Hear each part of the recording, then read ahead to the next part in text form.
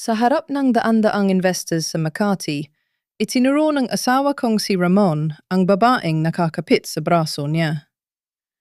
Ladies and gentlemen, the true visionary of our company, Bianca. Nang magtama ang paningin namin, numiti siya ng malamig. At siya naman ang head ng aming mga mananahi. Ang mga salitang iyon ay parang malalamig na patalim na binaon sa aking dibdib. Pumalakpak ang buong ballroom. Nagkislapan ang mga kamera mula sa mga mamamahayag at malalaking negosyante. Sa gitna ng nakakabinding liwanag, nakatayo si Ramon, suot ang isang mamahaling suit na ako mismo ang nag-isip ng tabas at nagtahi, at sa tabi niya ay si Bianca, ang babaeng umaangkin sa lahat ng pinaghirapan ko. Hinuyom ko ang aking mga kamay na nakatago sa likod ng aking murang bestida. Naramdaman ko ang magaspang kong balat, ang mga kalyo sa aking mga daliri at ang mga lumang peklat ng karayom na naipon sa loob ng 18 taon. 18 taon. Ibinenta ko ang maliit na bahay ng mga magulang ko sa Marikina para mabilhan ng unang 3 sewing machine si Ramon. Ako ang nagpupuyat. Ako ang gumuguhit ng mga disenyo. Ako ang nakipag-usap sa mga kapwa ko mananahi para bumuo ng isang maliit na pagawaan noong panahong wala pang gustong maniwala sa kanya. Ngayon ang kumpanyang itinayo namin mula sa pawis at dugo ko, ang Villarreal Corp, ay nakatakdang pumasok sa isang multi-milyong pisong merger kasama ang isang international investment fund. At sa pinakamahalagang gabi ng aming tagumpay, ako ay tinawag na lamang na isang simpleng head ng mga mananahi. Tumingin ako sa kamay ni Bianca na nakapatong sa dibdib ni Ramon. May suot siyang malaking singsing na diamante. Ang diamanteng iyon ay binili gamit ang pera mula sa mga disenyong ako ang lumika. Habang patuloy ang masigabong palakpakan, may isang katanungang bumabagabag sa isip ko. Bakit na yon 18 taon kaming kasal? Bakit kailangang ipilit ni Ramon na ipakilala si Bianca bilang visionary at kapartner niya sa harap ng mga dayuhang investors ilang araw bago ang pirmahan ng merger? Masyadong kalkulado si Ramon para gumawa ng isang eskandalo nang walang malaking dahilan. May tinatakpan ba siyang sikreto? May kinalaman ba ito sa mga papeles na panay ang padala ng mga abogado niya nitong mga nakaraang linggo? Hindi ako sumigaw. Hindi ako gumawa ng eksena, kahit na gusto kong basagin ang kopita ng wine na hawak ko at isaboy yon sa kanilang mga mukha. Alam kong iyon, ang hinihintay nilang gawin ko ang magmukhang isang palengkera at walang pinag-aralan na asawa para mas lalong mapatunayan ni Ramon na hindi ako nababagay sa mundo niya. Dahan-dahan kong ibinaba ang baso sa isang maliit na mesa.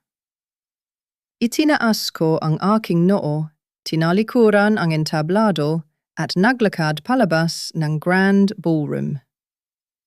Bawat hakbang ko palayo ay tila pagpunit sa natitirang respeto ko sa lalaking pinangakuan ko sa harap ng altar. Ngunit bago pa man ako makarating sa elevator sa dulo ng tahimik na pasilyo, may malamig na kamay na biglang pumulupot sa braso ko. Ang matutulis na kuko nito ay halos bumaon sa aking balat. Saan ka pupunta, Elena? Huwag kang gagawa ng eskandalo. Lumingon ako at nakita ang nag-aapoy na mga mata ni Doña Carmen, ang aking biyenan. Suot niya ang mga alahas na alam kong binili rin mula sa kinita ng aking sunmay. Uuwi na ako, mahinahon, ngunit mariin kong sagot, pilit na binabawi ang aking braso. Wala na akong gagawin dito. Sinabi na ng anak ninyo kung ano ang papel ko. Gumiwi si Doña Carmen, ang kanyang muka ay puno ng pandidiri. Mabuti naman at alam mo ang lugar mo. Makinig ka sa akin, Elena. 1 linggo na lang, pipirma na ang mga dayuhan para sa merger. Daan-daang milyong piso ang kapasok sa pamilyang ito. Huwag mong sirain ang plano ni Ramon dahil lang sa selos at kaartehan mo. Hindi ako makapaniwala sa naririnig ko. Selos tinanggalan ako ng pangalan at dignidad sa harap ng buong industriya. Tapos sasabihin ninyong kaartehan ito, ako ang nagtayo ng kumpanya Myanmar. Lumapit siya sa akin ang boses, ay tila ahas na bumubulong. Ikaw isang hamak na mananahilang ang pamilya mo sa Marikina bago ka pinakasalan ng anak ko. Kami ang nagbigay sa iyo ng marangyang buhay. Matuto kang tumanaw ng utang na loob. Gusto ng mga investors ng isang sopistikadang muka para sa kumpanya at hindi ikaw iyon. Kahit anong gawin mo, Elena, amoy langis ng makina ka pa rin. Tumibok ng mabilis ang puso ko sa galit. Naalala ko ang mga panahong umiiyak si Doña Carmen sa akin, humihingi ng pera pambayad sa mga utang niya sa sugal. Noong panahong nagsisimula pa lang kami at ako ang nagkukumahog na magbenta ng mga basahan para lang may maibigay sa kanya. Ngayon, pagkatapos kong ibigay ang buong buhay ko para iahon sila, ako pa ang walang utang na loob. Hinarap ko siya, hindi na iniinda ang hiya. Ang langis ng makina na inaamoy mo, iyan ang bumili ng kwintas na suot mo ngayon. Tandaan mo yan. Bago pa siya makasagot, tinalikuran ko na siya at pumasok sa elevator. Pagkasara ng pinto, dun lamang nang hina ang aking mga tuhod. Napasandal ako sa malamig na bakal humihinga ng malalim pinipigilang pumatak ang mga luha. Kinaumagahan, binalot ng nakakabinging, katahimikan ang malawak at malamig na dining room ng aming bahay. Wala akong tulog. Nakaupo lang ako sa dulo ng mahabang mesa nang bumaba si Ramon. Amoy, mamahaling pabango at suot ang isa na namang perpektong suit. Wala siyang bakas ng pagsisisi o hiya. Lumapit siya sa mesa at pabagsak na inihagis sa harapan ko ang isang makapal na folder na puno ng mga dokumentong legal. Pirmahan mo yan. Malamig niyang utos habang nagsasalin ng kape sa kanyang tasa. Tiningnan ko ang makapal na papel. Wala itong logo ng kumpanya. Ano ito, Ramon? Pagkatapos mo akong hiyain, kagabi uuwi ka rito at utusan akong pumirma sa mga papeles na hindi ko alam. Bumuntong hininga siya na tila iritadong-iritado. It was just a PR move, Elena. Huwag kang maging isip bata. Kailangan natin si Bianca para makuha ang tiwala ng mga investors. Sanay siya sa international market. Marunong makipag-usap, may koneksyon. Ikaw magaling ka lang sa pagtabas ng tela. Magkaiba yon. Parang may sumuntok sa lalamunan ko. Ngunit pinilit kong maging matatag. Hinawakan ko ang folder. At ano itong papipirmahan mo sa akin? Para yan sa CSR natin sa Corporate Social Responsibility. Kailangang ilipat ang pagmamayari ng lumang sung sa Marikina sa isang charity fund bago ang merger para bumaba ang tax at makapasa tayo sa audit ng mga dayuhan. Simpleng formality lang yan. Akin na ang pirma mo at may meeting pa ako. Napakunot ang noo ko. Pagmamayari ng lumang sung, ang lugar kung nasaan ang lahat ng mga original kong pattern. Ang lahat ng makina at ang daan-daang mananahi na umaasa sa akin para sa kanilang araw-araw na kakainin. Nang hindi ko kinuha ang panulat, nagbago ang timpla ng mukha ni Ramon. Nawala ang pagkukunyari niyang malumanay at lumabas ang totoong kulay ng kanyang panggigipit. Inilapit niya ang mukha niya sa akin. Ang mga mata ay nanglilisik. Pirmahan mo ito, Elena. Banta niya ang boses ay mababa, ngunit may dalang panganib. O mula bukas, ipapatigil ko ang lahat ng delivery ng tela at pondo sa sung mo sa Marikina. Tingnan natin kung may maipakain pa ang mga paborito mong mananahi. Sa mga anak nila, kung mawalan sila ng trabaho lahat. Nasa iyo ang desisyon. Tinitigan ko ang pamilyar at matalim na paningin ni Ramon. Ang lalaking minsang nangako sa harap ng altar na protektahan ako ngayon ay ginagamit ang mga inosenteng mananahi bilang sandata laban sa akin. Nanginginig ang aking mga kamay nang abutin ko ang mamahaling panulat mula sa mesa. Sa bawat segundo ng pag-aatubili ko, mas lalong humihigpit ang hawak ni Ramon sa gilid ng silya. Ngunit sa pagkakataong ito, hindi ako nagpadala sa takot. Gumana ang instinct ko bilang isang babaeng sanay sa kalakaran ng paggawaan. Biglang tumunog ang cellphone ni Ramon. Tiningnan niya ang screen at lumambot ang kanyang ekspresyon. "Yes, Bianca honey. Give me a minute, I'm just sorting out some papers with her." Malambing niyang sagot habang tumalikod at naglakad patungo sa bintana. Tila nakalimutan saglit ang presensya ko. Sa ilang segundong iyon, mabilis kong hinila ang isa sa mga pahinang nasa gitna ng makapal na folder. Ang pahinang may pinakamaraming maliliit na teksto at terminolohiyang legal. At ipinitpit ito sa ilalim ng aking hita, itinatago sa tiklop ng aking palda. Pagkatapos mabilis kong pinirmahan ang huling pahina kung saan may nakalaang espasyo para sa aking pangalan. Nang lumingon si Ramon, ibinaba ko ang panulat. Nilapitan niya ang folder, sinuri ang pirma ko at numiti ng mapakla. "Good. Si kung sumusunod ka lang sa gusto ko, walang magugutom. Magpahinga ka na lang dito sa bahay, Elena. Huwag mo nang intindihin ang negosyo dahil hindi mo ito linya." Tinabig niya ang folder, isinilid sa kanyang leather briefcase, at tuloy-tuloy na lumabas ng bahay nang walang paalam o lingon man lang. Nang marinig ko ang pag-andar ng makina ng kanyang kotse palayo, tsaka kulang nagawang huminga. Kinuha ko ang nilamukot na pahina mula sa aking palda at nagmamadaling pumanhik sa aking maliit na sewing room, ang tanging lugar sa malaking bahay na ito na pakiramdam ko ay akin talaga. Umupo ako sa tapat ng aking lumang makina. Sa ibabaw ng mesa ay may mga nakakalat na chalk tape measure at mga ginupit na pattern.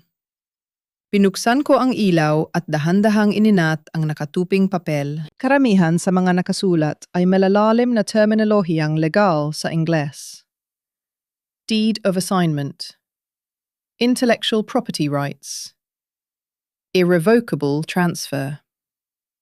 Hindi ako nakatapos ng kolehiyo, pero hindi ako tanga.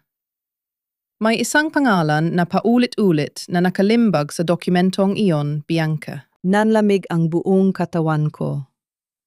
Tumayo ako at binuksan ang lumang baul sa gilid ng kwarto. Kinuha ko ang isang kumuning na sketchpad. Hinaplos ko ang pahina kung saan naroon ang pattern ng isang panlalaking suit. Naalala ko pa ang gabi nang idisenyo ko ito. 3 araw akong walang tulog, nagtutusok ng karayom hanggang sa magdugo ang mga daliri ko para lang may maisuot si Ramon na maayos sa kanyang unang malaking client meeting. Wala kaming anak ni Ramon. Ang mga disenyong ito, ang bawat sukat at tabas ng tela ang itinuring kong mga anak. Sila ang tanging patunay ng aking halaga at ambag sa aming kasal. Ngayon, gusto niya itong nakawin lahat at ibigay sa babaeng iyon kinahapunan. Suot ang isang simpleng maong at t-shirt. Sumakay ako ng taxi papunta sa maliit na opisina ni Attorney Mylene sa Quezon City. Si Mylene ay matagal ko ng kaibigan mula pa noong pareho kaming nangangarap umasenso sa Marikina. Siya ang tumulong sa akin minsan na ayusin ang mga kontrata ng mga mananahiko. Pag-abot ko ng papel sa kanya agad, nakumunot ang kanyang no. Binasa niya ang bawat linya at sa bawat paglipat ng kanyang mga mata, mas lalong bumibigat ang atmosfera sa loob ng kwarto. "Elena," panimula niya ibinaba ang salamin. Ang boses niya ay may halong awa at pagkabigla. "Sigurado ka bang pinirmahan mo ang mother document nito?" Napakagat ako sa aking labi. Pinirmahan ko dahil tinakot niya akong puputulin niya ang supply sa sung. Sabi niya, para raw sa charity fund ang papel na yan. para makalusot sa tax sa paparating na merger. Bumuntong hininga si Mylene at marahas na umiling. Nagsinungaling siya, Ellen. Walang charity fund dito. Itinuro niya ang isang paragraph na naka-highlight sa kanyang isip. Ito ay isang deed of assignment of intellectual property. Ibig sabihin, ibinibigay mo ng tuluyan, walang bawian ang lahat ng karapatan copyright at pagmamayari ng lahat ng disenyong nagawa mo at gagawin mo pa sa ilalim ng Villarreal Corporation. Papunta sa personal na pangalan ni Bianca. Parang pinagsakluban ako ng langit at lupa. Paano nangyari yon? Mga disenyo ko yon. Ako ang gumuhit at nanahi ng unang mga sample. Pero under sa korporasyon ninyo na asawa mo ang sole CEO, kaya niya nagagawa ng lusot. Paliwanag ni Mylene. Ang tono ay maingat ngunit diretsahan. At hindi lang yan ang problema, Elena. Tiningnan niya ako ng diretso sa mata, tila nag-aalangan kung itutuloy ang susunod na sasabihin. Ano pa, Mylene, sabihin mo sa akin, kaya kong marinig? Pilit kong pinatatag ang aking boses kahit nanginginig na ang tuhod ko. Ang dokumentong ito ay nakastructure bilang prenuptial asset separation, bago ang merger. Sa madaling salita, kapag natapos ang transfer na ito, legal na pag-aari na ni Bianca ang pinakamahalagang asset ng kumpanya. Wala nang value ang share mo, at based sa wording ng clause na ito. Itinuro ni Mylene ang pinakahuling linya. Ito ay kadalasang ginagamit bilang hakbang bago mag-file ng annulment. Hinahawan na ni Ramon ng daan para hiwalayan ka nang wala kang nakukuhang may isang kusing sa mga naipundar mo. Natigilan ako. Nawala ang tunog ng mga sasakyan sa labas ng bintana. Ang naiwan na lang ay ang mabilis na tibok ng puso ko. Hindi lang pala niya ako ipinagpalit. Hindi lang niya ako hinya sa harap ng maraming tao. Gusto niyang burahin ang buong pagkatao ko. Gusto niyang iwan akong walang dala, walang pangalan at walang danggal. Naramdaman ko ang init ng luha sa aking mga mata. Pero mabilis ko itong pinunasan gamit ang magaspang kong palad. Ang pait ay unti-unting napalitan ng isang malamig at nag-aapoy na galit. Hindi ako umuwing umiiyak at mas lalong hindi ako umuwing nakayuko. Paglabas ko ng opisina ni Mylene, ramdam ko ang pagbabago sa pag-ikot ng mundo ko. Nawala na ang asawang handang magtiis para sa hiya at utang na loob. Ang naiwan ay ang babaeng nagtayo ng negosyo mula sa wala. At hindi ako papayag na ang mga pangarap ko ay basta na lang ang kininang iba. Dumiretso ako sa lumang suwang sa Marikina. Ito ang pusod ng Villarreal Corporation. Dito nagsimula ang lahat, bago kami lumipat sa makikinan na opisina sa Makati. Pagpasok ko, naamoy ko agad ang pamilyar na halimuyak ng ginupit na tela langis ng makina at ang pawis ng mga mananahing nagpakahirap para sa bawat order namin. Wala nang masyadong tao dahil maggagabi na. Pero dumiretso ako sa pinakasulok ng bodega kung saan nakatambak ang mga lumang gamit na matagal nang ipinag-utos ni Ramon na itapon. Ngunit lihim kong itinabi. Binuksan ko ang isang maalikabok na cabinet. Matapos ang halos kalahating oras na paghalungkat sa mga lumang resibo at pira-pirasong tela, naramdaman ng mga daliri ko ang magaspang na leather cover ng isang libro. Kumabog ng mabilis ang dibdib ko. Hinila ko ito at pinunasan ang alikabok, ang lumang sketchpad ko. Ito ang pinakaunang libro ng mga disenyo na ginamit namin mahigit 10 taon na ang nakararaan. Nang buklatin ko ang mga pahina, halos mapangiti ako ng mapakla. Naroon ang mga orihinal na guhit ng mga uniforme na inangkin ni Bianca. Ngunit ang pinakamahalaga sa lahat, bawat pahina ay may petsa, may lagda ko. At sa ilang bahagi ay may mga mansa pa ng kape at maliliit na patak ng tuyong dugo mula sa mga pagkakataong natutusok ako ng karayom habang ginagawa ang mga unang sample. Walang pekeng dokumento ang makakatalo sa bigat ng kasaysayan na hawak ng aklat na ito. Pagka-uwi ko sa bahay, wala pa rin si Ramon. Malamang ay nasa isang mamahaling restaurant kasama si Bianca. Nagdiriwang dahil akala nila ay tuluyan na nila akong napabagsak. Umupo ako sa tapat ng aking laptop. Binuksan ko ang kalendaryo ni Ramon na matagal ko nang nakasync sa email ko. Simula noong ako pa ang nag-aayos ng mga schedule niya. Bukas ng 3:00 ng hapon, gaganapin ang final press conference bago ang formal na paglagda ng merger sa Biyernes.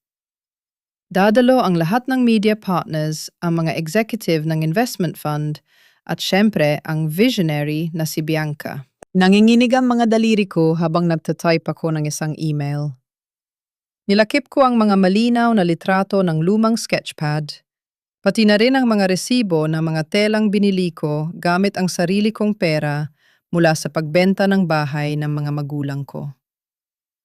Isinama ko rin ang isang simpleng mensahe na naglalaman ng katotohanan na ang mga disenyong gagamitin sa merger ay hindi kay Bianca, kundi sa isang asawang pilit tinatago at pilit tinatanggalan ng karapatan. Handa na akong magpasabog ng bomba. Hindi ko kailangan ng milyones mula sa merger na iyon. Hindi ko kailangan ng kumpanyang puno ng kasinungalingan. Ang gusto ko lang ay bawiin ang aking dignidad at ipakita sa buong mundo kung sino talaga ang mga magnanakaw na nakasuot ng mamahaling damit. Handa ko nang i-click ang send papunta sa mga kilalang mamamahayag ng negosyo nang biglang umulan ng malakas sa labas. Parang sinabayan ng langit ang bagyo sa loob ng dibdib ko. Saktong pagpatak ng malalaking butil ng ulan sa bintana, nagring ang cellphone ko. Isang tawag mula sa Marikina Sur. Kinuha ko ito nang nagtataka dahil lampas 9:00 na ng gabi at dapat ay nakasara na ang paggawaan. Hello? Sagot ko.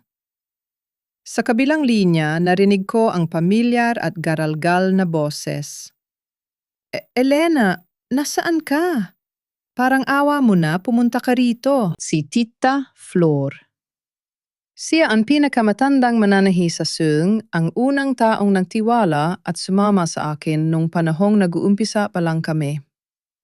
Siya ang nagsilbing pangalawang ina sa aming lahat. Tita Flor, bakit po? Anong nangyari?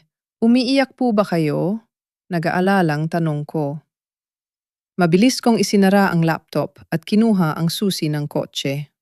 Papunta na ako. Kahit malakas ang ulan, tinakbo ko ang biyahe pabalik sa Marikina. Pagdating ko sa Sung, madilim na ang paligid maliban sa isang aandap-andap na ilaw sa may loading bay. Nakita ko si Tita Flor na nakaupo sa isang lumang bangko. Basang-basa ang laylayan ng kanyang palda, nanginginig at yakap-yakap ang isang brown envelope. Tumakbo ako palapit sa kanya at mabilis na isinuklob ang payong ko. Tita Flor, ano pong ginagawa ninyo rito sa labas? Bakit kayo nagpapaulan? Tumingala siya sa akin. Ang mga mata niya ay mugto at puno ng matinding takot, isang takot na hindi ko pa nakita sa kanya, kahit noong mga panahong hirap na hirap kaming magbayad ng upa noon. Elena, nanginginig ang kamay niyang inabot sa akin ang envelope na basang-basa na ng ulan. Dumating yan kaninang hapon, iniwan ng kartero sa bahay ko. Hindi ko maintindihan. Wala naman akong inuutang sa bangko. Kumuno ang noo ko. Kinuha ko ang envelope at binuksan iyon sa ilalim ng dim light ng pasilyo. Isa itong opisyal na Notice of Demand and Foreclosure mula sa isang malaking bangko. Habang binabasa ko ang nilalaman nito, pakiramdam ko ay huminto ang pag-ikot ng mundo.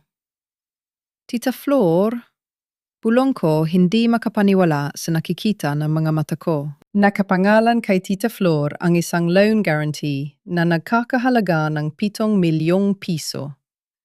At sa pinakababang bahagi ng pahina, bilang collateral, at patunay ng kakayahang magbayad, nakalagay dun ang maliit na bahay at lote ni Tita Flor.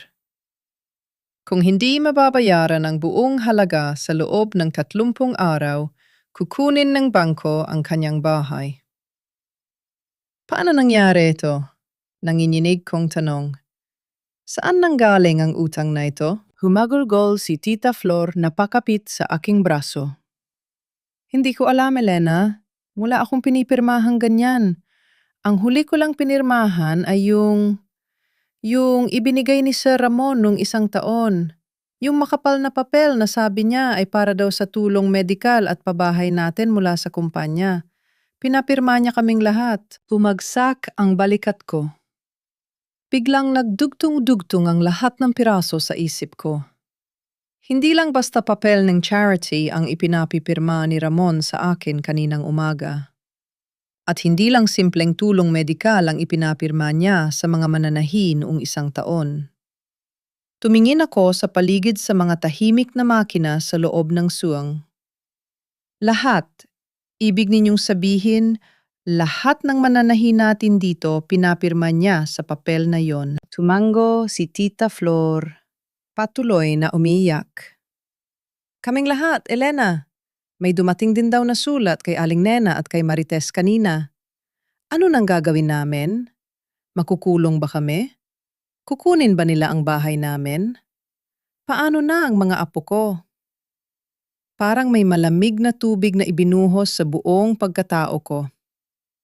Ang plano kong maghigante at pasabugin ang buong katotohanan, bukas sa press conference ay biglang naging isang nakakamatay na patibong. Kang ilalantad ko si Ramon, bukas babagsak ang Villarreal Corporation. Kung babagsak ang kumpanya, sino ang hahabulin ng bangko para sa mga pautang na ginarantiyahan ng mga peking pirma ang mga mananahi? Ang mga inosenteng babaeng ito na naniwala at umasa sa akin. Hindi lang pala asawa ko ang nagtaksil. Gumawa siya ng isang halimaw at ginamit niyang pananggalang ang mga taong pinakamahalaga sa akin. Napaluhod ako sa harapan ni Tita Flor, mahigpit na hinawakan ang kanyang mga malamig na kamay habang unti-unting napagtanto ang bigat ng laban na kinakaharap ko. Sa loob ng madilim na opisina ng Sung, pinaupo ko si Tita Flor at inabutan ng mainit na kape mula sa lumang thermos na madalas naming ginagamit noon. Nanginginig pa rin ang kanyang mga kamay habang humihigop ng kape ang paningin ay nakapako sa kawalan. Elena, hindi kami pwedeng mawalan ng bahay. Garalgal na bulong niya luhay patuloy na pumapatak. Ang asawa ko ay may sakit at ang 2 kong apo ay pumapasok pa sa eskwela. Paano ba kami naging utangan ng milyon-milyon? Wala namang kaming tinanggap na malaking pera. Huminga ako ng malalim. Pinipilit na maging kalmado. Kahit ang totoo ay nag-aapoy na ang dibdib ko sa galit. Nilapag ko ang notice of demand sa ibabaw ng mesa. Tinititigan ng mga selyo at pirma na nagpapatunay ng panilinlang ni Ramon. Kailangan kong maintindihan ng buo kung ano ang kalaban ko. Binuksan ko ang isang lumang desktop computer sa opisina at nagsimulang mag-search tungkol sa investment fund na kukuha sa Villarreal Corporation. Sa bawat artikulo na nababasa ko tungkol sa nalalapit na merger, may isang terminong paulit-ulit na lumalabas. ESG.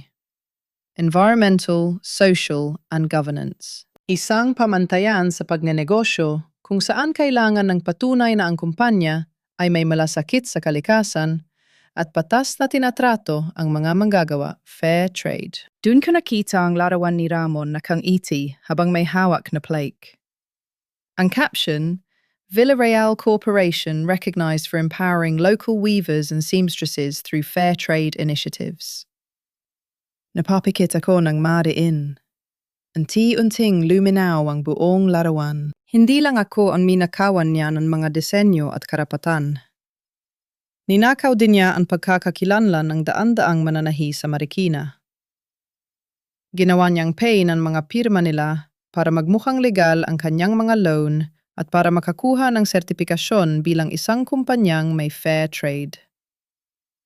Ang investment fund na mula sa Europa ay mahigpit sa ESG compliance. Hindi sila maglalagay ng daan-daang milyong piso sa isang kumpanya kung hindi mapapatunayan na ang mga manggagawa sa laylayan ay nabibigyan ng sapat na pondo suporta at may sariling mga kooperatiba o asosasyon. Kaya pala may tulong medical at pabahay na pinapirmahan si Ramon, ginawa niyang co-guarantors ang mga mananahi sa papel para palitawing ang pera mula sa bangko ay napupunta sa mga programa para sa kanila. Pero ang totoo, kinuha ni Ramon ang pera para palakihin ang kumpanya. Bayaran ang maluluhong PR events kasama si Bianca at ipagmalaki sa mga dayuhan na ang Villarreal Corporation ay tumutulong sa mahihirap. Kung sasabog ang issue ng pagmanakaw ng IP, intellectual property ko, at lalo na kung i-expose ko ang pangangalunya niya kay Bianca, bukas sa press conference agad na umatras ang mga investors. Ang bangko ay magpapanik at sisimulang ipasara at bawiin ang mga collateral. At sino ang unang maiipit? Hindi si Ramon, kundi si Tita Flor, si Aling Nena, si Marites, at ang mahigit 100 babaeng pumirma dun na akala'y tulong medikal ang kanilang pinipirmahan. Kung itutuloy ko ang paghihiganti ko, bukas papatayin ko rin ang kabuhayan at kinabukasan ng mga taong itinuring kong pamilya. Hindi ko yon kaya. Hindi ako tulad ni Ramon. Nilapitan ko si Tita Flor. Lumuhod ako sa harapan niya at mahigpit na hinawakan ang magkabilang balikat niya. Tita Flor, makinig po kayo ng mabuti. Seryoso kong sabi, tinititigan ang kanyang mga mata para iparating ang determinasyon ko. Hindi ninyo kasalanan ito. Nilinlang kayo ni Ramon. Nilinlang tayong lahat. Ano nang mangyayari sa atin, Elena? Humikbi siya. Paano na tayo? Walang kukuha ng bahay ninyo. Walang makukulong, madiin kong pangako. Ako ang bahala. Huwag muna kayong magsasabi kahit kanino tungkol sa sulat na ito. Ipunin ninyo ang lahat ng notices na darating at ibigay ninyo sa akin. Pangako ayusin ko ito. Nang makatulog si Tita Flor sa lumang sofa ng opisina dahil sa labis na pagiyak at pagod, lumabas ako sa seng at umupo sa hagdan. Tiningnan ko ang mga natutulog na makina. Bawat isa ay binili ko. Bawat isa ay may kwento. Narito ang buhay ko at ang buhay ng mga babaeng umaasa sa akin. Pinuksan ko ang cellphone ko. Nakatingin sa screen sa email na naglalaman ng mga larawan ng sketchpad ko at mensahe ng pasabog para sa press conference. Naramdaman ko ang pait sa aking dila at ang hapdi sa aking lalamunan. Gusto ko nang pindutin ang send. Gusto ko na siyang makitang bumagsak at masira ang pangalan niya tulad ng ginawa niya sa akin. Ngunit ang bawat patak ng luha ni Tita Flor kanina ay sumisigaw na huwag. Pinindot ko ang delete. Burado ang draft. Burado ang plano ng agarang paghihiganti. Ang asawang nagtaksil ay pwedeng labanan sa korte, ngunit ang halimaw na nagnanakaw ng buhay ng mga inosente ay kailangang patayin mula sa loob. Hindi ako magpapatiwakal. Hindi ako gagawa ng eksena bukas. Sa halip kailangan kong tanggapin na sa laban na ito, ako muna ang matatalo. Kailangan kong magpanggap na talunan na sumusuko na mahina at walang alam. Kailangan kong lunukin ang hiya at ibaba ang aking sarili para hindi nila makita ang susunod kong hakbang.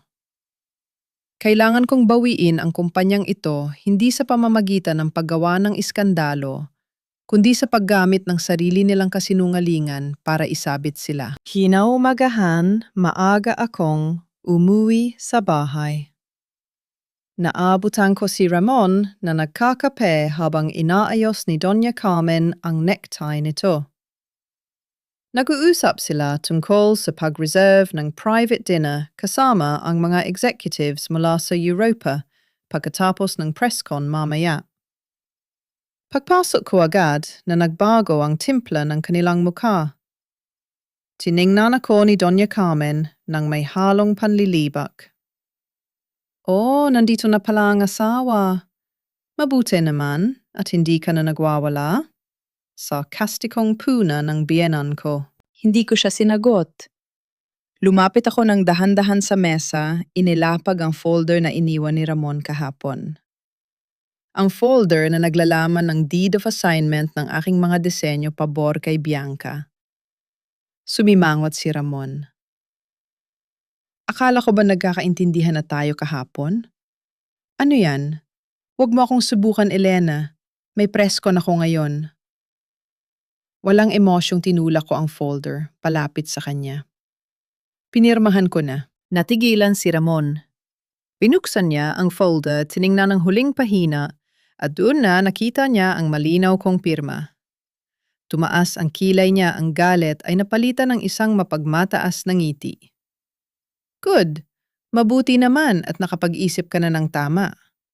Alam mo naman na ito ang pinakamabuti para sa kumpanya, di ba?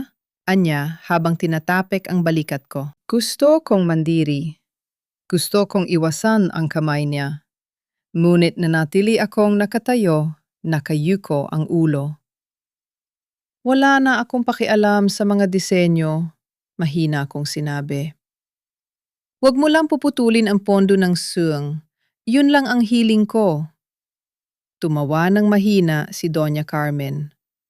Dapat lang, matuto kang makuntento kung ano ang binibigay sa iyo.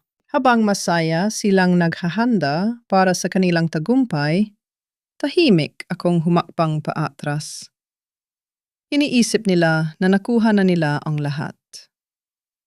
Iniisip ni Ramon na ang pirma ko ay katumbas ng pagsuko ko sa laban. Hindi nila alam na ang pirma sa papel na iyon ay hindi pagsuko, kundi ang simula ng pagbibilang ng mga araw nila. 2 linggo. 2 linggo kung tiniis ang pagiging isang estrangero sa sarili kong bahay at sa kumpanyang binuo ng aking mga kamay. Sa bawat araw na lumilipas, pinanood ko kung paano binabalot ni Ramon sa ginto ang sarili niya at si Bianca, habang ako ay unti-unting itinatabi sa anino. Ang paglakta ko sa dokumento ay naging hudyat para kay Ramon, na tuluyang alisan ng galang ang aming pagsasama. Hindi na niya itinago si Bianca. Minsan pag-uwi niya, dala na niya ang pabango ng babaeng yon sa kanyang mga damit o kaya na may mga bagong resibo ng mamahaling alahas na nagkalat sa ibabaw ng kanyang mesa. Wala na rin ang mga pagbabanta. Para sa kanya, naging isa na lamang akong palamuti sa bahay, isang kasangkapan na tapos na niyang gamitin at maaari nang ipagwalang bahala. Sa mga pagkakataong umuuwi rin si Doña Carmen para bumisita at tignan ang pag-usad ng merger, laging may dalang masasakit na salita ang matanda. Isang umaga, habang nag-ayos ako ng mga halaman sa hardin, lumapit siya at inihagis ang ilang tig-1,000 sa paanan ko. Ayon, Elena, bumili ka naman ng maayos na damit. Nakakahiya sa mga bisita ni Ramon kapag nagpunta sila rito at nakita nilang mukhang katulong ang nakatira sa bahay niya. Mataray na, sabi ni Doña Carmen bago siya tumalikod. Dahan-dahan akong yumuko para pulutin ang pera. Kung noon ay susumbatan ko siya, ngayon ay tinanggap ko lang ang mga perang papel. Pinagpagan ang alikabok at maingat na ibinulsa. Salamat po, Ma, tahimik kong sagot. Nakita ko ang sandaling pagtataka sa kanyang mga mata marahil dahil sa kawalan ko ng reaksyon. Ngunit agad din itong napalitan ng pang-ingutya. Iniwan niya ako doon, iniisip na tuluyan na niyang nadurog ang aking dignidad. Hindi niya alam bawat sentimong ibinibigay nila, bawat insultong binibitawan nila, ay idinadagdag ko sa baon ko para sa araw ng paniningil. Sa kumpanya naman nanlarang ipinakilala ni Ramon si Bianca bilang bagong creative director. Binigyan niya ito ng opisina sa pinakamataas na palapad ng gusali sa Makati ang opisinang dati kong ginagamit ng patago kapag nag-aayos ako ng mga sample tuwing gabi. Inutos din ni Bianca na itapon ang mga lumang dress form ko at palitan ng mga mamahaling muebles na wala namang silbi sa pananahi. Wala akong sinabi. Tuwing pupunta ako sa Makati para mag-submit ng mga weekly report ng SUNG, yumuyuko ako sa kanila tulad ng isang simpleng empleyado. Nakita ko kung paano magningning ang mga mata ni Bianca sa tuwing tatawagin ko siyang Ma'am Bianca. Akala niya ay tuluyan na niya akong napaluhod. Ngunit ang totoong pagyuko kong ito ay isang pag-iipon ng lakas. Habang abala sila sa pagbili ng mga mamahaling kagamitan at pagpapa-interview sa mga magazine, ginugol ko ang oras ko sa pagpaplano, kasama si Tita Flor at si Attorney Mylene. Minsang Sabado ng hapon nang malaman kong may out-of-town golf meeting si Ramon, kasama ang mga European investors, lihim kaming nagkita ni Tita Flor sa opisina ni Mylene sa Quezon City. Paano na natin lulutasin ang utang, Attorney Mylene? Kabadong tanong ni Tita Flor. Suot ang kanyang pinakamaayos na blusa, hawak-hawak ang isa na namang notice of demand na dumating nung nakaraang araw. Nananawagan ng bangko. Sabi nila, sisimulan na raw nilang i-evaluate ang mga bahay namin sa katapusan ng buwan. Seryosong tiningnan kami ni Mylene. Kinuha niya ang mga notice at maingat na pinag-aralan. Pagkatapos ay humugot siya ng isang malalim na hininga.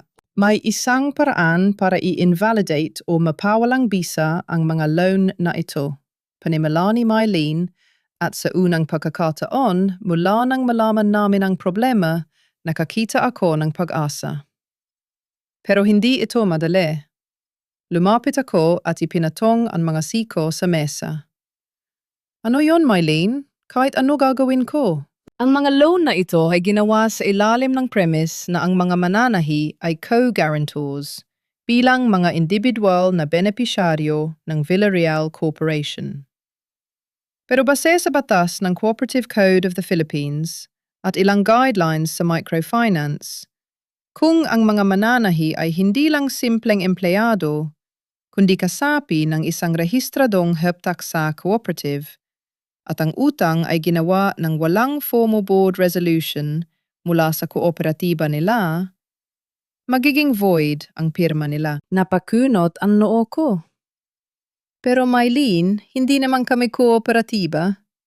Isa kaming department ng Villarreal Corporation.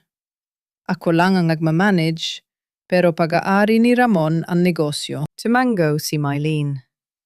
Iyan ang problema natin ngayon. Pero yan din ang magiging solusyon natin. Elena, kung magagawa mong i-organize ang lahat ng mananahi mo at i-rehistro kayo bilang isang opisyal na cooperative na may sariling legal identity bago ma-finalize ang merger at bago pumatok ang investigasyon ng bangko, pwede tayong mag-file ng injunction. Injunction? Tanong ni Tita Flor na halatang hindi pamilyar sa salita.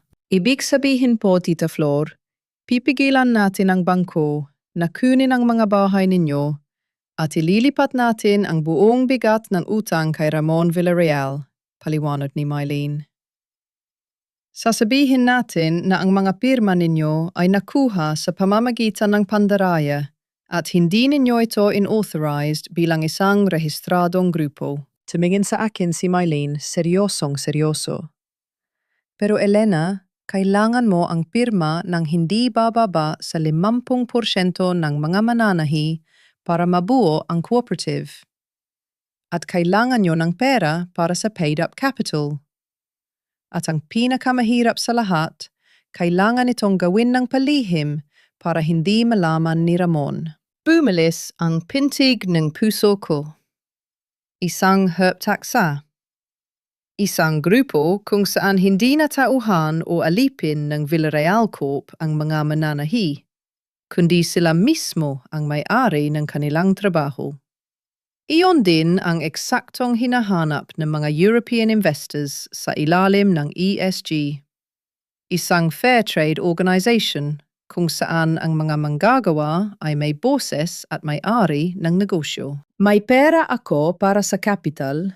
Agad kong sabi na alala ang mga libo-libong ibinabato ni Doña Carmen at ang maliit kong ipon mula sa pagbebenta ng lumang bahay namin noon. At ako na ang bahala sa mga mananahi. Sigurado ka, Elena. Pwedeng matakot ang marami sa kanila kapag nalaman nila ang totoo. Nag-aalalang sabi ni Tita Flor. Kailangan nating ipaintindi sa kanila na ito na lang ang paraan para mailigtas ang mga bahay nila. Matatag kong sagot. Bago pa man kami makapagpatuloy, biglang nag-vibrate ang cellphone ko sa ibabaw ng mesa. Mensahe mula kay Cheryl, ang dating sekretarya ko na ngayon ay inilipat ni Ramon kay Bianca. Ma'am Elena, pasensya na po. Gusto po kayong makausap ni Ma'am Bianca. Pupunta po raw siya bukas dyan sa Marikina. Gusto niya pong mag-inspeksyon ng mga tela para sa bagong koleksyon na ipapakita sa mga investors. Naramdaman ko ang panlalamig sa loob ng opisina. Pupunta si Bianca sa teritoryo ko. Isang creative director na hindi man lang alam kung paano magpasok ng sinulid sa karayom, pupunta sa isang sung na puno ng mga profesional na mananahi para mag-inspection. Napatingin ako kay Mylene at dahan-dahang napaniti. Isang ngiti na matagal ko nang hindi nararamdaman. Mylene, sabi ko, inaayos ang mga papeles sa harap ko. Kailangan kong ihanda ang cooperative na ito sa lalang madaling panahon. At may kutob ako bukas bibigyan tayo ni Bianca ng eksaktong armas na kailangan natin para pabagsakin si Ramon sa harap mismo ng mga investors. Kinaumagahan, maagang, nagising ang sung sa Marikina. Wala pang 8:00, ngunit rinig na ang pamilya at tuloy-tuloy na ugong ng mga makina. Abala ang mga mananahi sa pagbuo ng mga sample na gagamitin ni Ramon para sa final presentation sa mga European investors. Ang bawat piraso ng tilang dumadaan sa ilalim ng mga nagmamadaling karayom ay kailangang perpekto.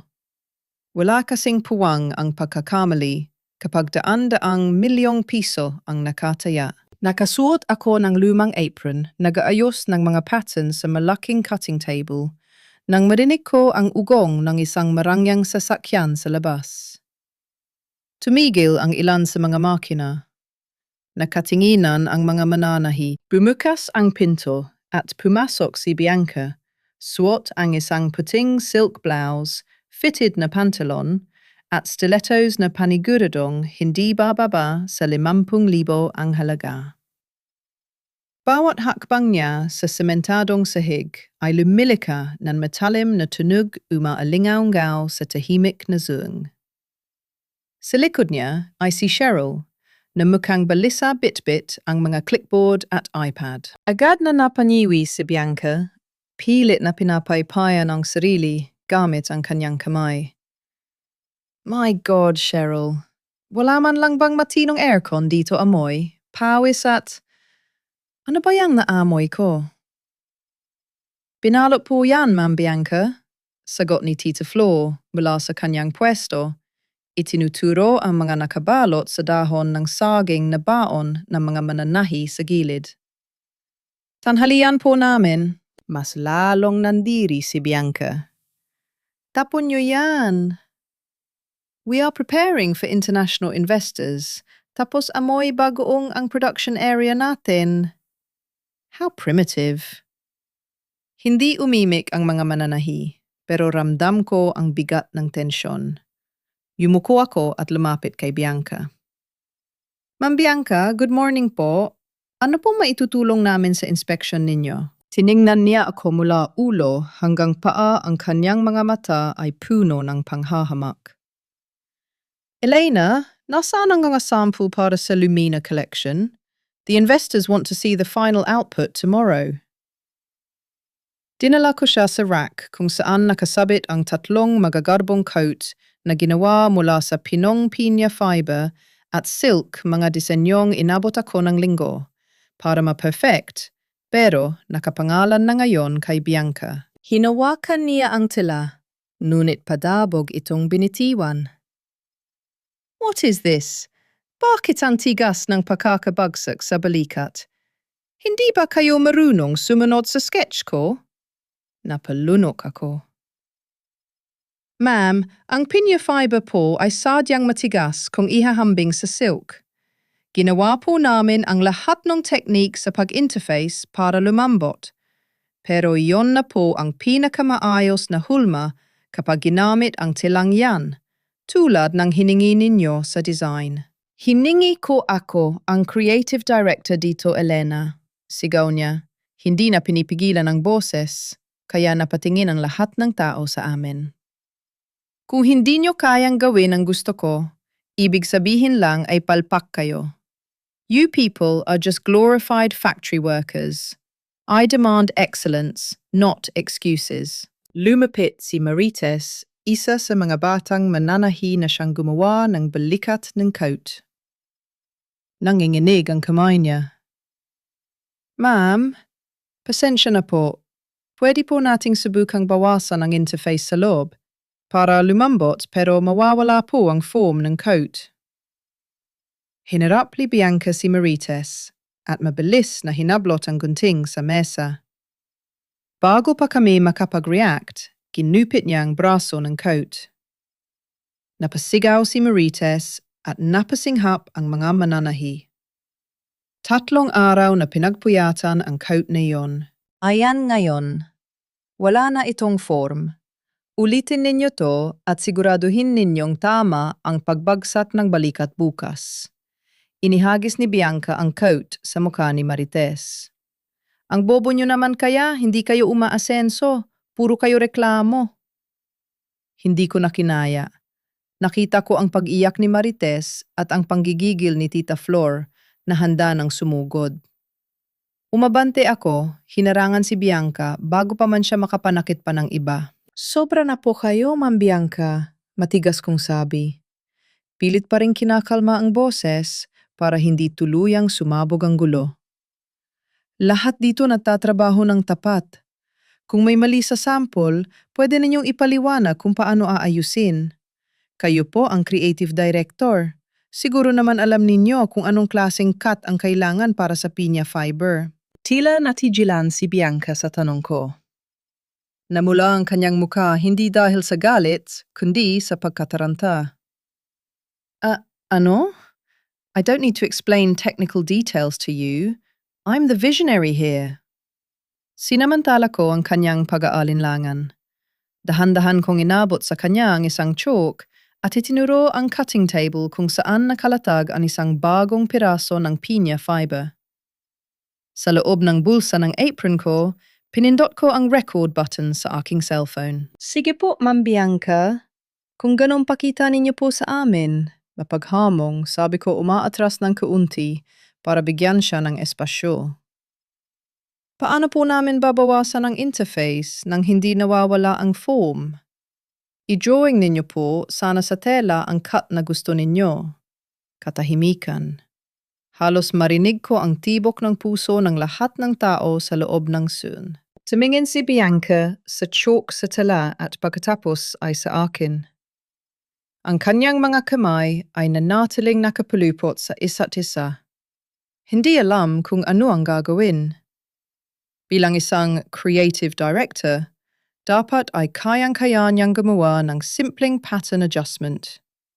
Ngunit ang totoo, hindi niya alam kung paano maghawak ng chalk para sa tela o kung paano ba tinatabas ang isang manggas. Nang makita niyang nakatingin ang lahat ng mananahi, nagbago ang kanyang reaksyon. Mula sa pagiging tarantang hindi alam ang gagawin, muling lumabas ang pagiging mapagmataas at matalim ng kanyang dila. Ipinamukha niya sa amin kung sino talaga siya. Binalibag niya ang chalk sa sahig. Why the hell would I do that?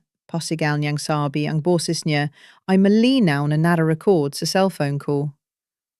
Wala akong pakialam sa mga paggugupit na yan.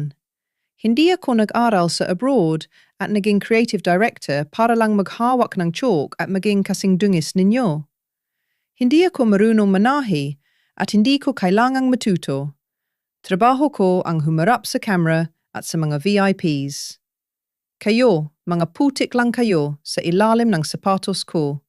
Kayo ang inuutusan. Humihingal siya pagkatapos bitawan ang mga salitang iyon. Nanlaki ang mata ni Cheryl sa likuran niya. Alam marahil na ang sinabi ni Bianca ay sapat na para patunayang hindi niya pag-aari ang mga disenyo ng kumpanya. Tahimik kong pinindot ang stop sa recording sa bulsa ko. Sapat na ito. Maliwanag po, Ma'am Bianca. Kalmado kong sagot, yumuko ulit ng kaunti. Ngunit may kasamang ngiti na hindi niya napansin. Gagawin po namin ang makakaya namin.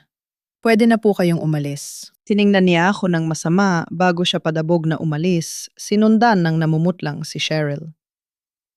Nang makalabas sila at umandar ang sasakyan, bumalot ang matinding lungkot at galit sa suong. Umiiyak si Marites habang pinupulot ang ginupit na coat. Nilapitan siya ng ibang mananahi para patahanin. Naglakad ako papunta sa gitna ng suong. Tumingin ako sa bawat isa sa kanila. Sa mga mukhang pagod, mga kamay na may kalyo at mga matang nawawalan na ng pag-asa. Makining kayong lahat. Malakas at buo kong sabi. Natigil ang lahat ng usapan at umiyak. Ngayong araw na ito, tinawag kayong putik. Tinawag kayong inuutusan. Ngayong araw din, kinumpirma ng mismong babaeng umaangkin sa kumpanyang ito na wala siyang alam sa mga ginagawa natin. Tiningnan ko si Tita Flor na tumanggo sa akin na unawaan na oras na para sabihin ang totoo. Kinuha ko mula sa aking bag ang mga notice of demand mula sa bangko. Itinaas ko ito para makita ng lahat. Hindi lang pang-iinsulto ang ginawa nila sa atin. Ginamit nila ang mga pirma ninyo para umutang ng milyon-milyon. Kung matutuloy ang merger bukas na gusto nilang mangyari, iiwan nila tayo sa utang at kukunin ng bangko ang mga bahay ninyo. Nagumpisa ang bulong-bulungan. May suminghap, may nagalit, may ilang napaatras sa sobrang takot. Paano na kami, Elena? Umiiyak na tanong ni Aling Nena. Wala kaming pambayad dyan. Hindi tayo magbabayad ng utang na hindi atin. Sigaw ko pinalakas ang boses ko para mangibabaw sa takot nila. Pero kailangan nating lumaban. Hindi tayo pwedeng manatiling empleyado lang ni Ramon. Kailangan nating magkaisa at gumawa ng sarili nating heptaksa cooperative na yun din. Tayo ang tunay na may-ari ng mga disenyong ito, hindi sila. Tayo ang nagpapatakbo ng siyong na ito, hindi sila. Kung gusto ninyong iligtas ang mga bahay ninyo, at kung gusto ninyong itigil na ang pagiging sunod-sunuran sa mga taong tinatapakan tayo. Kinuha ko ang mga application form para sa cooperative na inihanda ni Attorney Mylene at ipinatong sa ibabaw ng cutting table.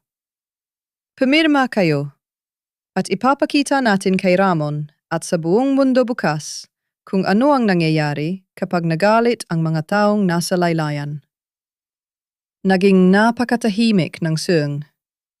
Ang mga mananahi ay nakatitig lamang sa mga papel na nasa ibabaw ng cutting table. Alam ko, ang tumatakbo sa isip nila ang takot na makulong kung lalaban at ang takot na mawalan ng bahay kung hindi. Si Tita Flor ang unang lumapit. Pinunasan niya ang mga luha sa kanyang pisingi, inilagay ang kanyang salamin, at dahan-dahang kinuha ang bullpen na nasa tabi ng mga form. Ilang taon akong naging tapat kay Sir Ramon, panimula ni Tita Flor garalgal, ngunit may diin ang boses.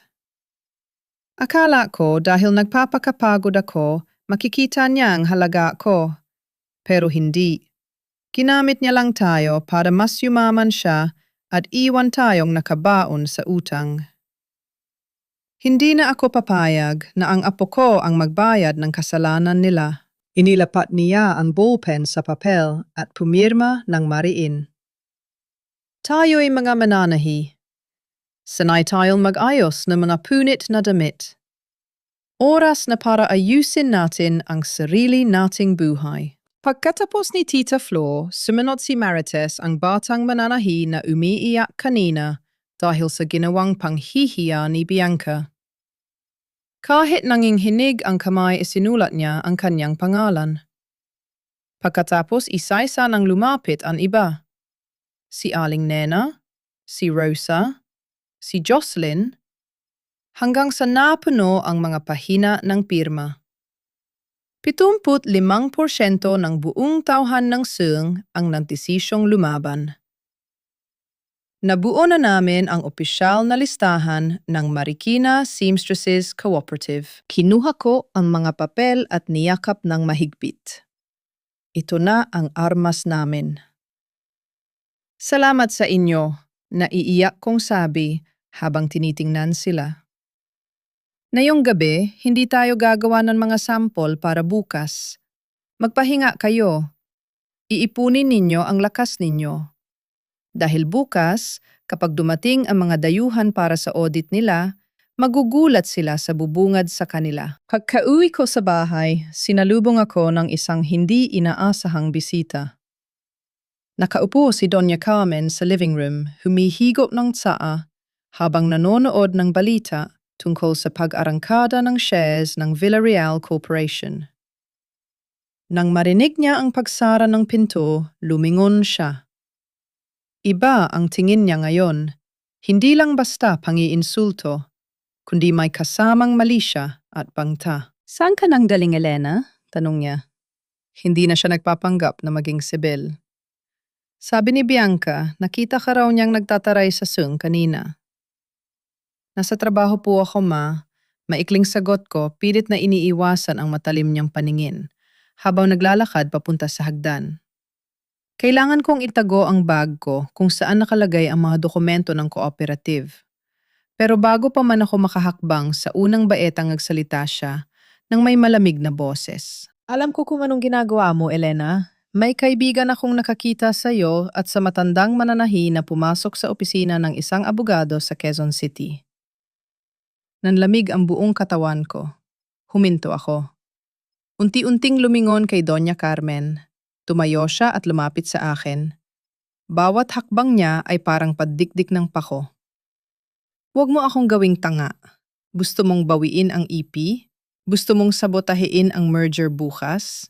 Hindi ako umimik. Ayokong kumpirmahin, ayokong tanggihan. Dahil hindi ko alam kung hanggang saan ang impormasyong alam niya. Tandaan mo ito, Elena.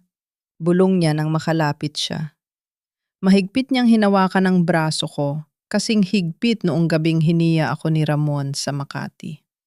Kung itutuloy mo ang kung anumang binabalak mo at nasira ang merger na ito, asahan mo na bukas din kukunin ko ang lahat sa iyo. Ipapakalat ko sa lahat ng dyaryo na ikaw ay may kalaguyo at na ginamit mo lang ang pera ni Ramon para buhayin ang pamilya mong patay gutom. Tinitigan ko siya sa mata. Hindi totoo yan. Wala akong ibang lalaki. Numiti siya ng malademonyo. Totoo man o hindi, kanino sa tingin mo maniniwala ang publiko sa isang bilyonaryo o sa isang mananahing itinapon ng asawa? At hindi lang yan. Alam mo ba yung lupang pinaglibingan sa mga magulang mo sa Marikina? Nasa ilalim yan ng pangalan ng kumpanya dahil si Ramon ang magbayad ng utang ninyo roon noon. Kung magmamatigas ka, ipapahukay ko ang mga buto nila at ipapatapon sa public cemetery. Naramdaman ko ang matinding hilo at pagkahilo. Pamilya. Ang tanging natitirang kahinaan ko. Ang utang na loob na ipinamumukha nila na naging kadena ko sa loob ng 18 taon. Kaya ba nilang umabot sa ganitong subdulan ng kasamaan? Para lang sa pera? Ganyan na ba kayo kasakim? Nanginginig ang boses kong tanong, hindi makapaniwalang ang babaeng nasa harap ko ay ang taong minsan kong inalagaan noong may sakit siya. Tinulungan ko kayo noon, ma. Ako ang nagbayad ng mga utang mo. Bumitaw siya at inayos ang kwelyo ng kanyang damit na parang nandiri sa paghawak sa akin. At iyon ang kapalit ng pag-angat ng pamilya mo sa lipunan dahil sa kasal ninyo ni Ramon. Quits na tayo. Subukan mong umeksena bukas, Elena. Tingnan natin kung saan pupulutin ang mga buto ng magulang mo. Tinalikuran niya ako at bumalik sa pag-inom ng kanyang tsaa kampante na napanalo na niya ang laban. Pag-akyat ko sa kwarto, hindi ako umiyak. Wala nang luhang lumabas. Ang pagbabanta ni Doña Carmen ay hindi nakapagpapigil sa akin. Sa halip, pinatay nito ang huling patak ng awa o pag-asa na baka sakaling may natitira pang kabutihan sa pamilyang ito. Pinuto niya ang kadena ng hiya. Wala na akong dapat ipag-alala na mapahiya sila dahil wala naman pala silang kahihiyan. Kinuha ko ang maleta ko sa ilalim ng kama. Mabilis kong inilagay ang lahat ng damit at personal na gamit ko. Iniwan ko ang lahat ng mamahaling alahas at damit na binili ni Ramon. Ang kinuha ko lang ay ang lumang sewing kit mula pa noong nagsisimula ako, ang mga resibo, ang lumang sketchpad ko, at ang mga dokumento ng bagong tayong herptaksa. Nang gabing iyon, lumabas ako ng bahay ng walang lingon-lingon. Hindi na ako si Mrs. Villarreal na sunod-sunuran. Ako na muli, si Elena Cruz. At bukas, babalik ako hindi para humingi ng tawad, kundi para kunin ang nararapat na sa akin at sa mga kasama ko. Sisimulan ko ang araw na babagsak si Ramon. Kinaumagahan binalot ng kakaibang kaba at excitement ang buong gusali ng Villarreal Corporation. Ang araw na ito ang magpapasya sa kinabukasan ng kampanya. Alas 10 ng umaga, nakatakdang dumating ang Phi-Dawn delegation ng mga European investors para sa huling bahagi ng audit, ang ESG, Environmental, Social and Governance Inspection, sa mismong sung ng Marikina. Sa labas ng sung, nakaparada na ang 3 itim na luxury vans. Unang bumaba si Ramon naka-business suit at mukhang hindi nakatulog dahil sa nerbiyos. Ngunit pilit na numingiti. Sumunod sa kanya si Bianca, suot ang isa na namang mamahaling designer dress. Kumuha pa ng sikat na makeup artist para magmukhang international creative director na may puso sa mahihirap. Kasama nila ang 5 matatangkad na banyagang investors, nag-uusap at may hawak na mga clipboard. As you can see, gentlemen, masiglang panimula ni Ramon habang iginigiya ang mga bisita papunta sa malaking bakal na pinto ng sung. This is where the magic happens. We empower local women, giving them fair wages, healthcare, and a voice. It's a true fair trade community headed by our visionary creative director, Bianca. Mumiti si Bianca ng matamis at kumaway. Yes, we treat them like family.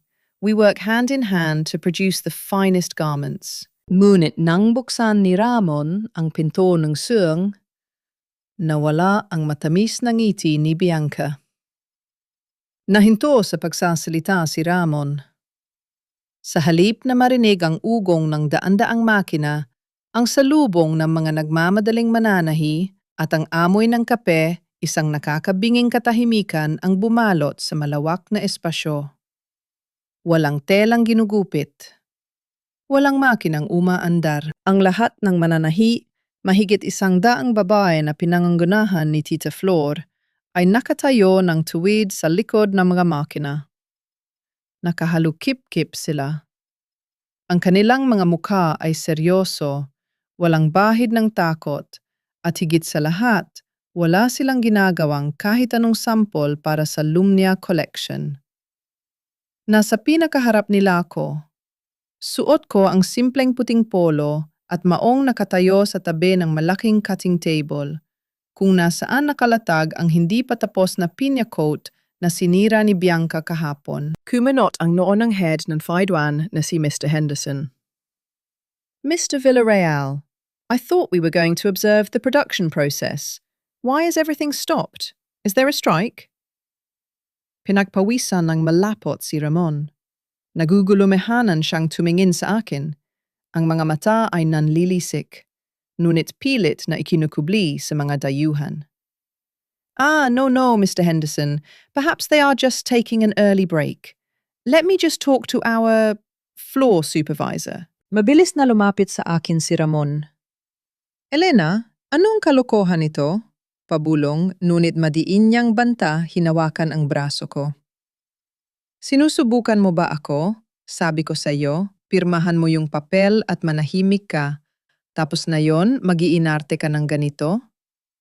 Gusto mong ipakalat ni Mama yung tungkol sa mga magulang mo. Marahas kong binawi ang braso ko. Hindi na ako natatakot. Gawin ninyo kung anong gusto ninyong gawin sa mga buto ng magulang ko, Ramon. Pero ngayon, oras na para malaman ng lahat ang totoo. Inayos ko ang tayo ko at direktang hinarap si Mr. Henderson. Welcome to Marikina, Mr. Henderson. I am Elena Cruz. I am not just a floor supervisor.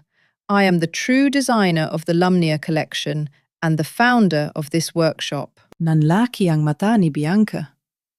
Agad siyang sumingit, tarantang nagpapaliwanag sa mga banyaga. Don't listen to her. She's just a disgruntled employee. Nabaliw na yata siya dahil tatanggalin na siya sa trabaho. Really? Malamig kong sagot. Hinarap ko silang lahat at inilabas mula sa bag ko ang isa sa pinakamalakas kong sandata, ang recorder. Pinindot ko ang play. Umawit sa buong tahimik na sung ang boses ni Bianca mula kahapon. Why the hell would I do that? Wala akong pakialam sa mga pagugupit na yan. Hindi ako nag-aral sa abroad at naging creative director para lang maghawak ng chalk at maging kasing dungis ninyo. Hindi ako marunong manahi at hindi ko kailangan matuto. Trabaho ko ang humarap sa camera at sa mga VIPs. Kayo mga putik lang kayo sa ilalim ng sapatos ko. Namutla si Bianca, napatakip ng bibig. Nagulat ang mga investors at nagkatinginan. That's fake, it's edited. Sigaw ni Bianca, sinusubukang agawin ang cellphone ko, pero hinarang siya ni Tita Flo at ng ibang mananahi. Kinuha ko ang lumang sketchpad na puno ng mansa ng kape at dugo at ipinatong ito sa lamesa. Mr. Henderson, this is the original design book of the Villarreal Corporation. Every pattern, every specification was created by me, dated years before Bianca even joined the company. You can verify the handwriting and the dates with any forensic expert. This is outrageous. Bulyaw ni Ramon halatang nagpapanik na.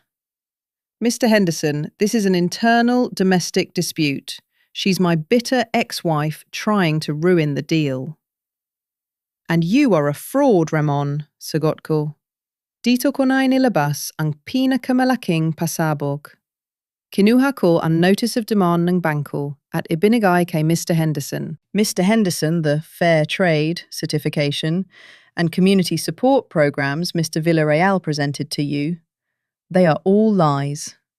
He used the signatures of these women, deceiving them into signing blank medical assistance forms, which he then used as co-guarantors for multi-million peso bank loans to build his corporate image. Nagsimulang magbulong-bulungan ang mga dayuhan.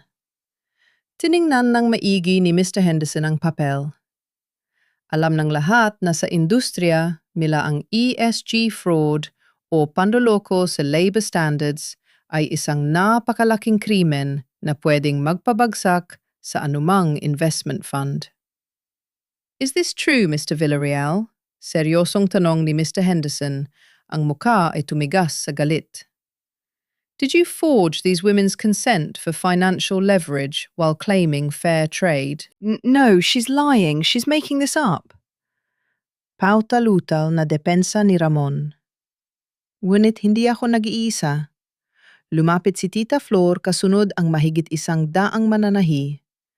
Bawat isa sa kanila ay naglabas ng kopya ng Notice of Demand na natanggap nila mula sa bangko. Niloko niya kami, sigaw ni Tita Flor. Ginamit niya ang mga pangalan namin para umutang. Wala nang lusot si Ramon. Humarap sa kanya si Mr. Henderson. Mr. Villarreal, we have zero tolerance for ESG violations and financial fraud. The merger is officially cancelled. Expect our lawyers to contact you regarding the damages and misrepresentation. Tinalikuran na sana ng mga dayuhan si Ramon para umalis nang sumigaw ako. Wait, Mr. Henderson. Napahinto sila at lumingon. You came here looking for a reliable, fair trade certified production partner, correct? Tanong ko. Yes, but clearly this company is a fraud. Dismayadong sagot ni Henderson. Inilabas ko ang huling dokumento na inios namin ni Attorney Mylene. Ang opisyal na SEC registration at cooperative certificate. Ibinigay ko ito kay Mr. Henderson. Villarreal Corp might be a fraud, but we are not. As of yesterday, this entire facility is legally operating under the Marikina Seamstresses Cooperative. I, along with these women, own 100% of this entity. We own the true IP of the designs. We have the workforce, the skill, and the genuine fair trade structure you are looking for. Tinitigan ko si Ramon. Pagkatapos ay binaling muli ang tingin kay Henderson. You don't need to cancel your investment in the Philippines, Mr. Henderson. You just need to change your partner. Sign the contract with the people who actually do the work. Binasa ni Henderson ang dokumento. Ang kanyang pagkadismaya ay unti-unting napalitan ng pagkamangha. Tiningnan niya ang daan-daang babaeng nakatayo sa likod ko, matapang nagkakaisa at tunay na may-ari ng kanilang kapalaran. Ngumiti si Mr. Henderson. Miss Cruz, I think we have a lot to discuss in my office. Bumagsak sa sahig ang clipboard na hawak ni Ramon. Sa isang iglap, nawala ang lahat sa kanya. Ang merger ang kontrol sa Sung, ang asawang ginawa niyang alipin. At habang patakbong lumalabas si Bianca, palabas ng Sung para tumakas. Naramdaman ko ang unang ginhawa pagkatapos ng mahabang panahon. Nagsimula pa lang ang pagbagsak ng mga kasalanan. Ang pagpirma ng kasunduan sa pagitan ng Marikina Seamstresses Cooperative at ng European Investment Fund ay naging balita sa buong industriya ng negosyo. Hindi lamang nito pinatalsik ang Villarreal Corporation mula sa isang multi-milyong pisong merger, kundi ibinunyag din ito ang malawakang ESG fraud na matagal nang itinatago ni Ramon. Sa loob lamang ng 48 oras, pagtapos ng pangyayari sa Sung, bumagsak ang presyo ng shares ng kumpanya ni Ramon. Ang mga bangko na dating nagpapautang sa kanya ay sunod-sunod na nag-freeze ng kanyang mga accounts at nag-file ng paniningil dahil sa pagiging invalid ng mga pirma naming mga mananahi bilang guarantors. Salamat sa court injunction na ipinasa ni Attorney Mylene pabor sa kooperatiba. Ngunit ang hindi ko inaasahan ay ang eksenang nadatnang ko nang bumalik ako sa opisina ni Mylene makalipas ang 1 linggo para ayusin ang mga huling papeles ng cooperative. Nakaupo sa waiting area si Ramon. Wala na ang mamahaling suit, ang perpektong buhok at ang mapagmataas na tindig. Nakasuot lamang siya ng gusat na polo, namumula ang mga mata, at mukhang ilang araw nang hindi natutulog. Nang makita niya ako agad, siyang tumayo at lumapit. Elena, garalgal ang boses niya. Tiningnan ko ang mga kamay niya. Naninginig ito. Wala siyang posas, ngunit alam kong nakabilanggo na siya sa sarili niyang mga pagkakamali. Elena, please, kausapin mo ako. Tiningnan ko siya ng malamig. Hindi ako nakaramdam ng awa ni ng galit. Ang nararamdaman ko lang ay isang matinding pagkahapo na sa wakas ay natapos na rin. Wala na tayong dapat pag-usapan, Ramon. Kung nandito ka para humingi ng tawad dahil may warrant of arrest ka na para sa estafa, nag-aaksaya ka lang ng oras. Sinubukan niyang hawakan ng kamay ko, ngunit mabilis akong umiwas. Lumuhod siya sa harapan ko sa mismong sahig ng law office. Patawarin mo ako, Elena. Pagmamakaawa niya ang mga luha ay nagsimulang tumulo sa kanyang mga pisingi. Alam kong nagkamali ako. Nabulag ako sa ambisyon at sa pera. Pero 18 taon tayong nagsama. Ikaw ang asawa ko. Huwag mo naman akong ipakulong. Iurong mo na yung kaso sa mga pekeng loan. Ibigay mo sa akin kahit maliit na porsyento lang ng cooperative para may maibayad ako sa bangko. Parang awa mo na. Sinitigan ko ang lalaking minsang iniyakan ko ng patago. Ang lalaking pinaglaanan ko ng aking kabataan at mga pangarap. 18 taon. Mahina kong inulit, tinitimbang ang bigat ng mga salitang iyon. Tama ka, Ramon. 18 taon akong nagsakripisyo. At sa loob ng panahong yon, tinawag mo akong alalay. Pinahiya mo ako sa harap ng maraming tao. At nung nakuha mo ang lahat ng gusto mo, ipinamigay mo ang pangalan at gawa ko sa isang babaeng hindi man lang alam kung paano humawak ng karayom. Huminga ako ng malalim. Pero alam mo kung ano ang hindi ko mapapatawad? Kinamit mo ang mga taong umaasa sa akin. Kinamit mo ang mga pirma nila para nakawin ang mga bahay nila, para masuot mo yang mga mamahaling damit na yan. Kung hindi ko nalaman ang totoo, hahayaan mo silang makulong para maligtas ang sarili mo. Si Bianca ang nag-udyok sa akin, pagdadahilan niya pilit na ipinapasa ang sisi. Iniwan na niya ako, Elena. Tinangay niya yung natitirang pera ko sa joint account namin nung nalaman niyang hindi tuloy ang merger. Wala na akong natitira, kailangan ko ang asawa ko. Isang mapait na ngiti ang sumilay sa labi ko. Iniwan na pala siya ni Bianca. Gaya ng inaasahan ko, ang babaeng sumama sa kanya para sa pera ay siya ring unang tatakbo kapag nawala ito. Kinuha ko mula sa bag ko ang isang brown envelope. Pinuksan ko iyon at sinilabas ang isang dokumento. Ibinaba ko ang tingin sa kanya, inilapag ang papel sa maliit na mesa sa tabi namin. Hindi mo na kailangan ng asawa, Ramon.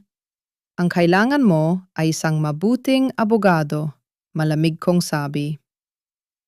Petition for annulment, napirmahan ko na. Ibinabalik ko sa iyo ang pabor nung gusto mo akong burahin sa buhay mo. Tinitigan niya ang papel na parang nakakita ng multo. Elena, hindi ko pipirmahan yan mag-asawa. Tayo sa mata ng batas at ng Diyos. Huwag mong idamay ang Diyos sa mga kasinungalingan mo, sagot ko at tumalikod. Goodbye, Ramon, at sana sa loob ng kulungan, matutunan mo kung paano manahin ang sarili mong damit. Paglabas ko ng law office, isang familiar na boses ang tumawag sa akin mula sa kabilang kalsada. Elena, sandali! Napalingon ako. Si Doña Carmen. Ang dati nagmamalaki at mapangmatang. Biyanan ko ay mukhang gusgusin. Wala ang kanyang mga alahas. Bitbit niya ang isang lumang bag at pawis na pawis habang nagmamadaling tumawid papunta sa akin. Nalaman kong na-foreclose din ang mansyon na ipinagmamalaki niya dahil ginamit yon ni Ramon bilang isa sa mga collateral para sa kanyang mga personal na utang bago pumutok ang iskandalo. Elena, pilit siyang gumiti, sinusubok ang hawakan ng braso ko pero umatras ako. Nabalitaan ko ang nangyari. Mabuti naman at nabigyan ng leksyon si Ramon. Alam mo noon, Paman, sinasabi ko na sa kanya na masama ang ugali ng Bianca na yan? Tinitigan ko lang siya, hinihintay kung ano ang susunod niyang sasabihin. Narinig ko, ikaw na ang may-ari ng buong sung at nakakuha kayo ng malaking pondo mula sa Europa. Nag-aalangan niyang sabi. Ang mga mata ay nagpapakita ng labis na desperasyon. Wala na kaming matirhan, Elena. Baka naman Baka naman pwede mo akong bigyan kahit maliit na posisyon sa kooperatiba mo? O kaya paupahin mo na lang kami sa dati ninyong bahay? Utang na loob, Elena. Ako ang naging ina mo sa loob ng 18 taon. Nanlamig ang dugo ko sa narinig ko. Utang na loob. Heto na naman ang salitang ginamit nilang kadina para igapos ako noon. Utang na loob. Mahina pero matalim kong tanong. Manaalala ninyo nung tinakot ninyo akong ipapahukay ninyo ang mga buto ng magulang ko kapag lumaban ako? Nasaan ang pagiging ina ninyo noon? Namula siya sa kahihiyan at yumuko. Hindi ko naman totoong gagawin yon. Panakot lang yon. Gawin ninyo man o hindi ipinakita ninyo kung ano ang halaga ko sa inyo. Wala na kayong makukuha sa akin. Wala na kayong utang na isusumbat sa akin dahil matagal ko nang nabayaran ang lahat ng iyon gamit ang dugo at pawis ko. Huwag na po kayong babalik sa akin. Tumalikod ako.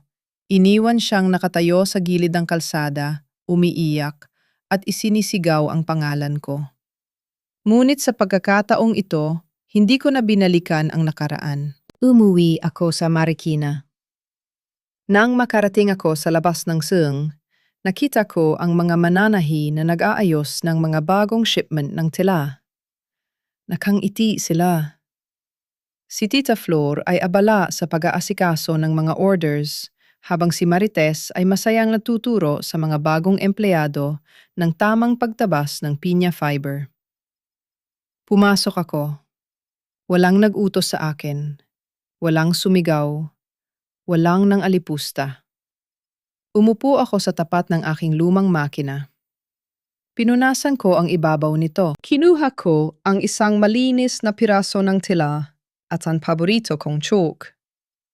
Nagumpisa akong gumuhit ng isang bagong disenyo, hindi para kay Ramon, hindi para sa Villarreal Corporation, at higit sa lahat, hindi para itago sa ilalim ng pangalan ng iba.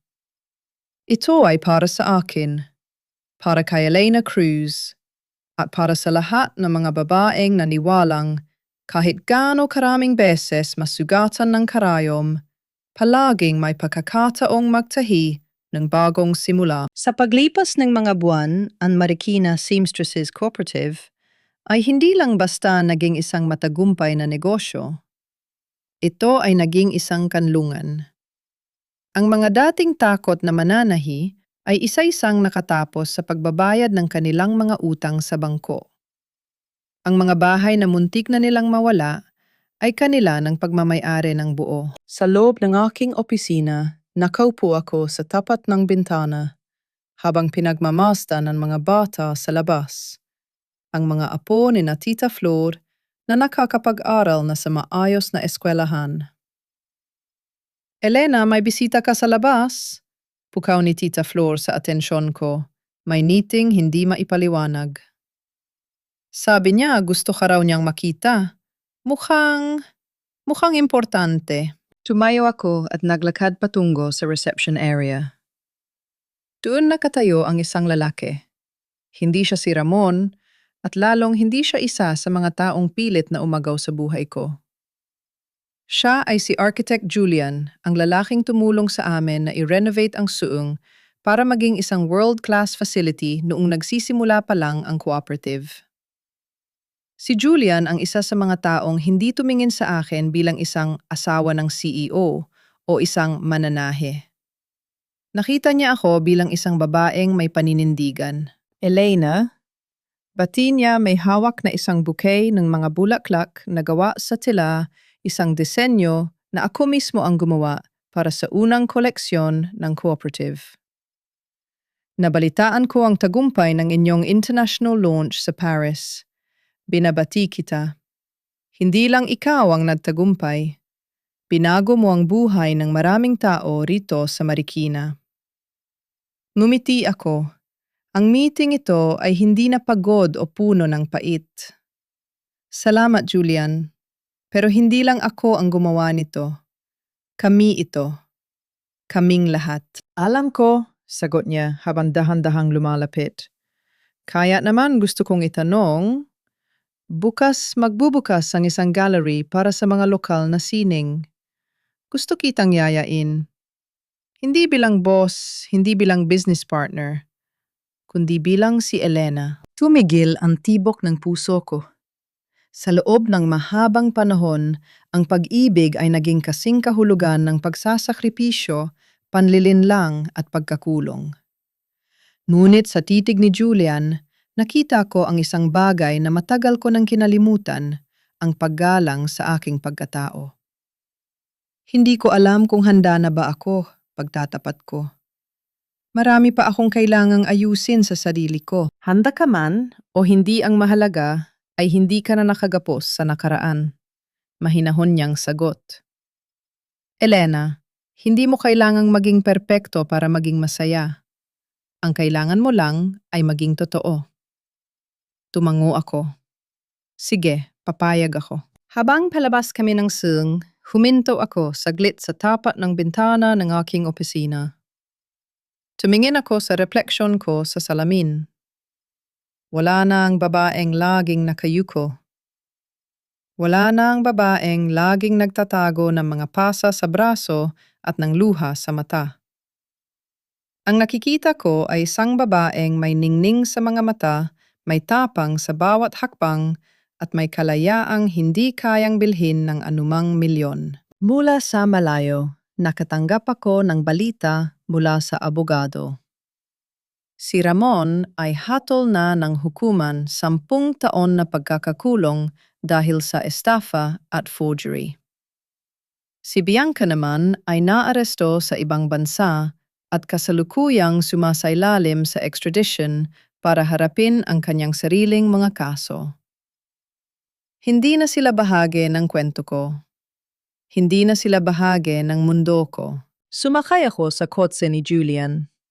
Habang binabagtas namin ang kalsada ng Marikina, nakita ko ang aking pangalan na nakapinta sa signboard ng Sung Elena Cruz Designs, Marikina Seamstresses Cooperative.